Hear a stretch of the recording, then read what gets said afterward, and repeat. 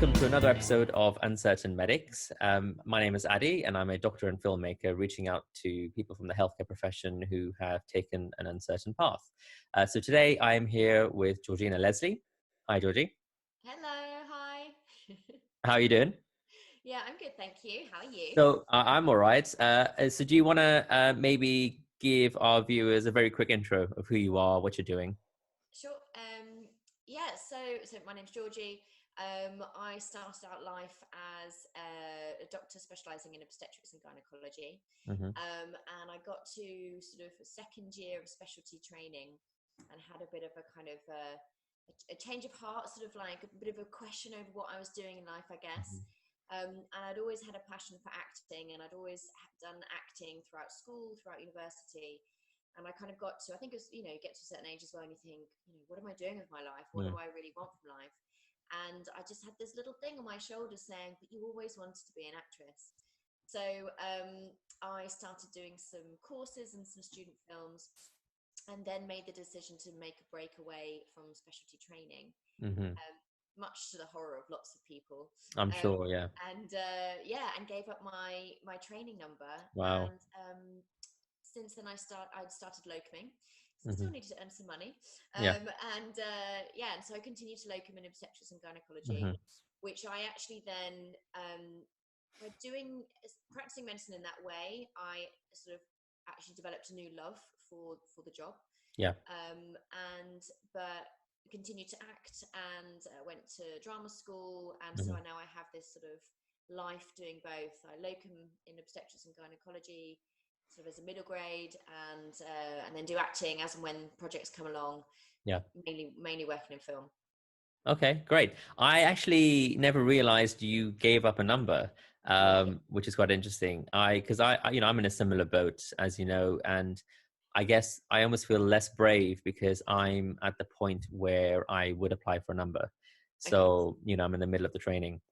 So it's almost more natural for me to just sort of take a break and try something. But wow, yeah, if I actually had a number, I think I'd struggle actually, and I may have not been brave enough to actually take that step and just carry on. Yeah, it was really strange. So it was just at that transition where I would have gone into work from a SHO to a reg. Yeah. And actually, when I spoke to a lot of medics who I was working with at the time, about half of them were like, "What the hell are you doing? Giving up a Yeah. number? They're like gold dust, and Yeah. medicine is life." Yeah. And about the other half of the medics were like, "Oh, I wish I had something that I was passionate Yeah. Yeah. else that I could go to." Hmm. Um, I think there's a lot of dissatisfied and sort of disillusioned Hmm. trainees in the Hmm. system. Um, so yeah, it was interesting to hear people's responses. Yeah, and it's interesting also how you said you kind of felt like a better doctor and it kind of made you a better clinician. Because I certainly felt the same thing too since pursuing my sort of filmmaking interests. And um, I wonder how much of that was dissatisfaction with the system and sort of that was maybe what was driving the sort of feelings before, and having that escape allowed me to then appreciate the job a bit more. Yeah, Yeah. yeah, absolutely. I think for me it was twofold. It was, um, you know, I've got an art form and then sort of an intellectual job, and so I'm kind of satisfying both sides of my brain. So I think that's one element of it. And then also, if you are having a bad couple of days working in the hospital, Mm, you can deal with it better because it's like, well, tomorrow I'm not working, mhm, I have more control over my life. I can pick mhm. and choose when I work, Yeah. and it gives having that sense of control. I Mhm. think is really underestimated in sort of living your life. Yeah. Um, and I was really dissatisfied with training. I found it really tough, the constant battle to Mm, meet targets and get things signed off, and almost mm. fighting with your colleagues to like who's going to get the theatre list, Yeah, yeah. and a sense of feeling a little bit sort of taken advantage of in some ways, that battle to do your training, but the management just seeing you as a service provider. Mhm. You need to go where we need to Yeah, put yeah. you because so and so's off sick, etc., etc. Mhm. and just that constant battle I found really hard. Yeah, I think for similar reasons, I really struggle with that too. And yeah, just having a sense of control and being valued, I think. And maybe part of it is, you know, for people like us, we always had that other passion or that kind of, you know, thing that we always had in the back of our heads, and you know, a flair for creativity and you know, and just creativity, which I don't think is expected or nurtured as a trainee, you know, maybe within the realms of medicine, which is fine, but sort of anything outside of that is just not sort of accepted or valued at all. Yeah, It doesn't count as one of the tick boxes that you're ticking. yeah, So, absolutely. you know, I've spoken to a few people on this Zoomcast, and some of them have talked about maybe setting up a new curriculum, you know, for creative medicine, which I think would be There quite you go. interesting. Okay, so and what's happening now? Obviously, with COVID, etc. Um, in terms of both hats that you're wearing, what's going on now? Well, with sort of the pandemic and with lockdown, the filming and TV industry and the arts in general has pretty much shut down. Mm, Um, you know, there's going to be big questions over where funding is going to come from, hmm. because obviously the arts is often funded by other industries, and when the Yeah. with the economic crisis that we're Hmm. going into, you know, a lot of stuff has been shut down. So that kind of stuff has been put on hold. I'm still trying to do a few bits and bobs just to keep that side of me going, Yeah. but it has been tricky. And I think, and there has been, I have been needed to work a lot at the hospital, so I've just been sort of doing that and taking advantage of that. Hmm. And it has been helpful because like I live on my own in my own flat, and so isolation could be really tough. But I Yeah. actually feel really grateful that I have a job to go to. Yeah. I Yeah. can go to the hospital. I Mm. feel like I'm being of some use to society Yeah. still, you Yeah. know, and see all my colleagues, and we can all, you know, talk about what's happening and share our stresses and anxieties. Yeah. So it has actually been a godsend to still be able to do that. Has it Um, made you change your mind at all about the career pathways that you currently in at the moment? Because certainly for me, and maybe it's just a short-term thinking, you know, for me the most useful thing that I can do now is be a doctor, because obviously as you said, the film industry, that industry is shut down at the moment essentially. um, so it's now making me think, well, maybe I should be focusing more on that. And obviously a year from now, you know, hopefully things will blow over and we'll, you know, have a new normal, and things will pick up again. So um, I don't want to make a decision based on the short term, but I just can't visualize the creative industry right now, especially as a part-time film producer yeah. who, you know, I haven't sort of made it in any way that's sort of significant, I would say. So I can't just sort of, you know, have some time off and have that security. So has it made you think about your sort of two hats at all? Yeah, similarly, it has made me question a lot of things. I think partly because I've been, you know, trying to do the acting and trying to make a career of it for kind of almost 10 years. Mm, Um, and so, you know, and I still don't feel like I've made it. So it's a hard one, and it's a very involved career that it needs that constant hustle, you know, yeah, meeting people, who can I yeah, meet, who can I maybe work with, you know, and that hustle is hard work. And actually with the lockdown coming and being forced to take a break away from that industry, it's actually just been like, do you know what, it's really nice just to be able to it's a nice breathe and break, right? relax Yeah, from that yeah, yeah, constant, like, who can I yeah, meet, who can, you know, that yeah, yeah, constant peddling. yeah, um and taking a step back from that, then it's been like, oh, actually, do you know what, I was finding that really hard. yeah, I yeah, was, you know, that wasn't satisfying my artistic soul.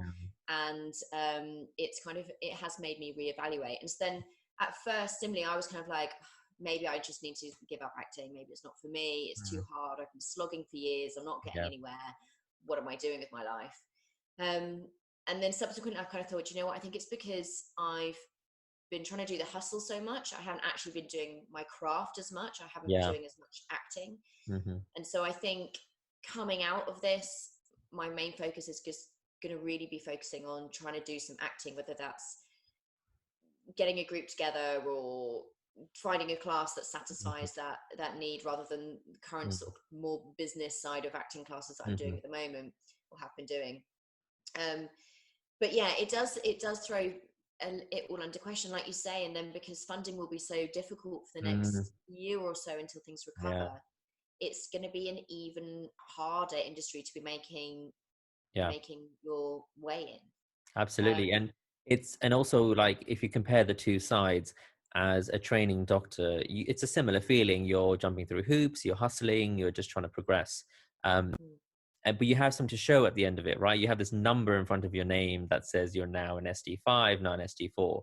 But in this industry, certainly when I look back, I've been doing it for about 2 years now, almost 3 years. And I have some outcomes, but I was at the stage in January where I was pitching 2 TV shows, thinking about a feature film, lots of things that were on the cusp of getting made. And now that's all been delayed and postponed, and I have really nothing to show, even though I did develop 2 TV projects that were quite big. So it's kind of, I have nothing to show for it. I don't have I'm not an ST3 in filmmaking, so it's kind of, it is hard, I think, to kind of, you can't. it's really non-linear, the progression. Yeah, We're so used to in medicine, like exactly, like you do your training, you get it, your tick boxes signed off, yeah, yeah. or you do this exam and then you progress Hmm. and you get your pay rise, and you're on a track. But in the arts, it's so different, isn't it? It's so different. So do you think now, obviously, because of everything going on, the NHS is going to come out in a very good light, and all the people working on the front line are going to come out as heroes? Maybe it's already happening. Is it sort of maybe giving you a different focus on your creative side? Are you getting approached by people? Are you thinking about ideas that you weren't thinking about before? Will it sort of impact that at On the all? acting side of things, you mean? Well, being the fact that you're a doctor Okay. during the pandemic, Mm. is that going to influence maybe some opportunities for you in the creative industry? Do you know what? I think it might well do.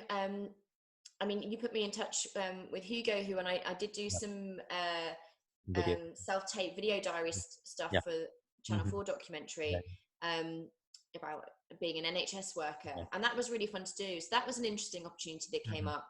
And likewise, a couple of casting directors, one who's really well known, Amy Hubbard, she did a special one-to-one like Zoom session Yeah. with NHS actors, so specifically Wow. for that cohort, Yeah. which was really lovely to be Mm. recognized in that way, Yeah. Yeah. particularly because I've often felt quite challenged that I need to kind of keep both two careers separate. Hmm. And as an actor, it's sometimes a dirty secret that I'm a doctor, because Hmm. some agents or casting directors think, well, you're not a proper actor if you've got another profession. Yeah. Yeah. There's that a kind of a bit of a stigma attached to it. Mhm. So to then be recognized by this casting director and it to be kind of a moment of celebration Mm. was really lovely and really special, and really great to have that one-to-one Yeah. conversation with her, which I wouldn't have otherwise been able to have. Yeah, I suspect there's going to be more opportunities, I think. And I think, yeah, the fact that now we're doctors in this industry is going to be very celebrated. Even we could use, I read this article about how the BFI and other companies are getting together to figure out the kind of logistics of film productions, and like the kind of, the different protocols in place. And they're trying to develop something really quickly in the next few weeks to then give out to production companies. Um, and almost in some way, you could almost sell your clinical side and say, hey, I will be your actor or producer on set, and I can also be the on-site doctor. There you go. Yeah, that could definitely be an angle. Yeah. Yeah. Um, I think, yeah, there's going to be so much input that's going to be needed to get this industry Mhm. back up and running. So, Yeah. So it sounds like you've got to refocus now, and you are going to hone in more on sort of. I think the world has had a bit of a break, and yeah. and totally I agree. If I look at my diary in January, I was doing 5 meetings a day, 30 emails a day, and just felt like I was just hustling and not getting anywhere. And this has given me an opportunity to just stop and think. And was I actually producing films? Was I actually making stuff? um, Very luckily, I managed to produce my second film, which is now in post, and we'll get it out soon. So it's nice to have, Mm, that short film made, yeah. and we are now in a position where we can release it, and we may get a less competitive Mm, distribution deal on that. mm. Um, But yeah, no, I feel similar in a sense that I'm now refocused and thinking about you know, what was I actually doing before and how do I move forward. But I'm still in a bit of a, I haven't fully decided about the two hats and the Mm, balance, mm.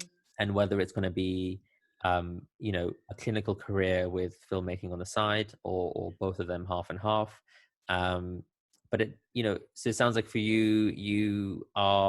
you're happy to continue the two hats. Yeah, I think so for the time being. I mean, you know, we'll see how the next few months pan out, and you know, 6 months from now, you know, there might be even less opportunities in the acting world, and I might be like, okay, well, you know, but I think I'm in because I'm in a fortunate position that I've kind of locumed in obstetrics and gynecology for so long, Yeah, that will always be there. So yeah. I kind of always got that. And you're Um, happy to continue doing that.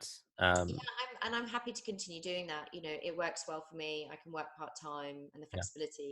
I don't think, you know, I'm really lucky. I've got a good relationship with a number of hospitals, and they're always like, "Are you sure you don't want to come back full time?"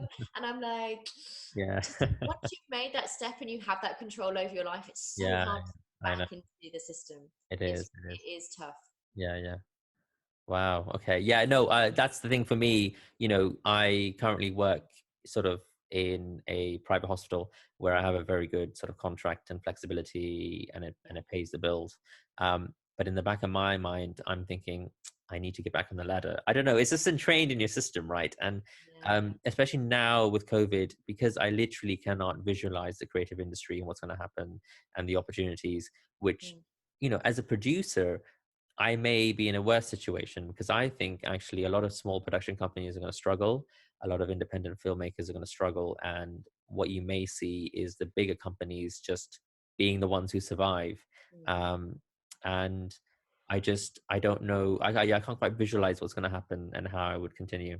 So, you know, maybe the clinical side is what I need to focus on for now. I don't know. I'm in a really sort I of, think we just got to see how it pans out, and I think, you yeah. know, and do you need to make any big decisions now because of your? I do, yes.